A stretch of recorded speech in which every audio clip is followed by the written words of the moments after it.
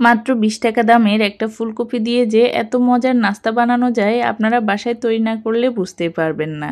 Hello viewers, আসসালামু আলাইকুম। আজ আপনাদের জন্য নিয়ে এসেছি দারুণ মজাদার ফুলকপির পাকোড়া তৈরির রেসিপি। এখন কিন্তু ফুলকপি অনেক সস্তায় পাওয়া যাচ্ছে। আমি তো মাত্র 20 টাকা দিয়ে কিনে নিয়ে আসলাম। চলুন দেখে নিই প্রস্তুত প্রণালী। আমি এখানে একটা মাঝারি সাইজের ফুলকপিকে এভাবে ছোট ছোট করে কেটে পানিতে ভিজিয়ে রেখেছি। এতে করে কোনো পোকামাকড় থাকলে সেটা খুব সহজে বেরিয়ে আসবে। চুলায় একটা পাতিলে পর্যাপ্ত পরিমাণ পানি দিয়ে এর মধ্যে 1 চা চামচ পরিমাণ লবণ দিয়ে দিলাম। এবার পানিটা যখন ফুটে উঠবে তখন এর মধ্যে ফুলকপিগুলো দিয়ে দেব। চুলা আঁচটা মিডিয়াম করে দেব এবং এই পানির মধ্যে ফুলকপিগুলোকে 3 মিনিটের মতো রাখতে হবে। আমরা কিন্তু ফুলকপিগুলোকে ফুটিয়ে নেব না, জাস্ট গরম পানির মধ্যে এগুলোকে একটু উল্টে পাল্টে এভাবে 3 মিনিট রেখে দেব। আপনারা দেখতেই পাচ্ছেন পানিটা কিন্তু ফুটছে না। তো 3 মিনিট হয়ে যাওয়ার পর এগুলোকে একটা ছাঁকনির মধ্যে ঢেলে ঠান্ডা হতে দেব। ফুলকপিগুলো ঠান্ডা হতে থাক, এর মাঝে পাকোড়ার উপরে কোটিং দেওয়ার জন্য আমরা একটা ব্যাটার তৈরি করে নেব। তো এখানে আমি প্রথমে 1 কাপ পরিমাণ বেসন নিয়ে এটাকে চেলে নিলাম। এরপর এর মধ্যে দিয়ে দিলাম আধা কাপ পরিমাণ চালের গুঁড়া। চালের গুঁড়া দেওয়ার ফলে উপরটা খুবই সুন্দর ক্রিস্পি হয়। দিয়ে দিলাম স্বাদ মতো লবণ, 1 চা চামচের মতো মরিচের গুঁড়া দিয়ে দিচ্ছি।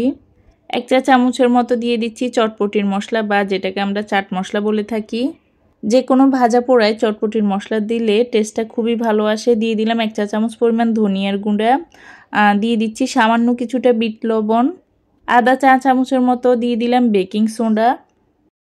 একটা গ্রেটারের চিকন অংশটা দিয়ে 2 কোয়া পরিমাণ রসুন গ্রেট করে দিয়ে দিচ্ছি। আপনারা চাইলে রসুন বাটাটাও দিতে পারেন। আদা বাটা দিয়ে দিলাম আধা চা চামচ পরিমাণ, দিয়ে দিলাম কিছুটা পরিমাণ ধনিয়া পাতা কুচি, আধা টেবিল চামচের মতো দিয়ে দিলাম টমেটো সস, 1 চা চামচের মতো চিলি সস দিয়ে দিলাম। এবার পরিমাণ মতো পানি দিয়ে একটা ব্যাটার রেডি করে নেব। এখানে পানিটা কিন্তু খুবই ইম্পর্টেন্ট, পানিটা একবারে বেশি দিয়ে ফেলা যাবে না, কারণ এই ব্যাটারটা একটু ঘন হবে, তাই অল্প অল্প করে পানি দিয়ে তারপর মেশাতে হবে। আমার কাছে এটা একটু বেশি ঘন মনে হয়েছিল, তাই আমি খুবই সামান্য একটু পানি দিয়েছি, তবে খুব বেশি পাতলা করা যাবে না। ব্যাটারটা রেডি হয়ে যাওয়ার পর আগে থেকে ভাপিয়ে নেওয়া ফুলকপিগুলো এর মধ্যে দিয়ে দিচ্ছি। এবারে ব্যাটারের সাথে ফুলকপিগুলোকে মেখে নিতে হবে, আর এই কাজটা কিন্তু আলতো হাতে করতে হবে, না হলে ফুলকপিগুলো ভেঙে যাওয়ার চান্স থাকে। আপনাদের কাছে যদি মনে হয় ব্যাটারটা একটু পাতলা, তাহলে এই পর্যায়ে কিছুটা বেসন মিশিয়ে নিতে পারেন।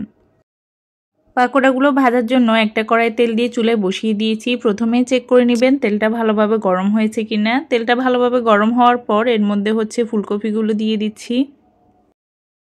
একসাথে কিন্তু বেশি পরিমাণে দিয়ে দিবেন না, তাহলে এগুলো নাড়াচাড়া করতে অসুবিধা হবে। কিছুক্ষণ ভাজার পর যখন নিচের দিকটা এরকম ব্রাউন কালার হয়ে যাবে তখন এগুলোকে উল্টে দিতে হবে। চুলার আঁচ লো এবং মিডিয়ামের মাঝামাঝি রেখে পাকোড়াগুলো ভাজার চেষ্টা করবেন, তাহলে এগুলো বাইরের দিকটা অনেক বেশি ক্রিস্পি হবে।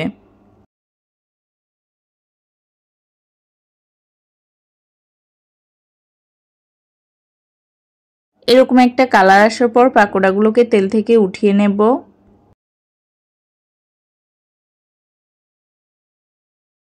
একইভাবে আমি বাকি পাকোড়াগুলো তৈরি করে নিয়েছি।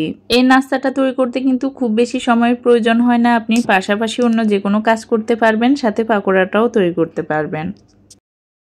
এই রেসিপিতে আপনারা এই পাকোড়াটি একবার বাসায় তৈরি করে দেখবেন, খেতে কিন্তু দারুণ হয়। এর বাইরের লেয়ারটা খুবই মুচমুচে হয়। বিকেলের নাস্তায় এটা জাস্ট অসাধারণ লাগে। সাথে আপনারা যে কোনো ধরনের সস দিয়ে সার্ভ করতে পারেন। আজ এই পর্যন্তই, আবার নতুন কোনো রেসিপি নিয়ে হাজির হব। টিল দেন, আল্লাহ হাফেজ।